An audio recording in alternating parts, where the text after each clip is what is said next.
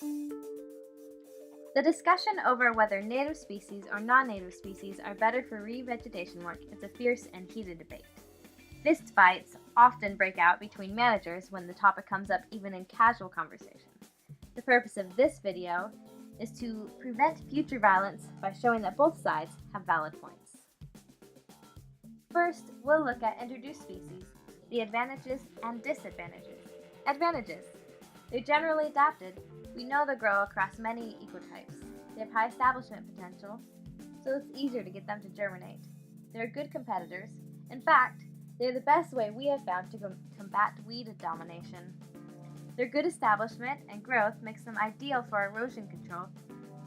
The grasses are good for livestock forage, and the reason everyone has to care about is they're cheaper and seed is more readily available. So it sounds like a lot of good reasons to use non-natives, but introduced species do have their downside. The main reason to avoid using introduced species is that they do not meet conservation goals well. They decrease the diversity through monocultures, which prevent native community establishment, and since they're such good competitors, they crowd out natives. They also may not support wildlife habitat and have a detrimental effect on wildlife species. That's all well and good, but what about the natives? Here's the good. Natives best meet conservation goals because they increase diversity and improve wildlife habitat. It's also been shown that natives actually can establish and compete well if they're seeded at high enough rates and there's sufficient precipitation. They're also part of the natural community, and there's value in nature for nature's sake. There's also value in aesthetics.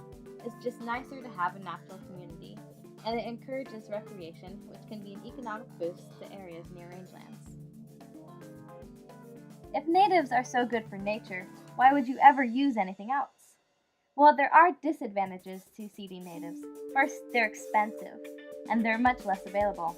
They're more difficult to grow commercially, and field collection can be a huge pain. Also, establishment is harder to achieve, and they must be adapted to the ecosite, or they will not be able to grow and flourish. Hopefully, this video has been helpful, and next time you're fixing to get in a fight over species, just remember, there are two sides to every issue.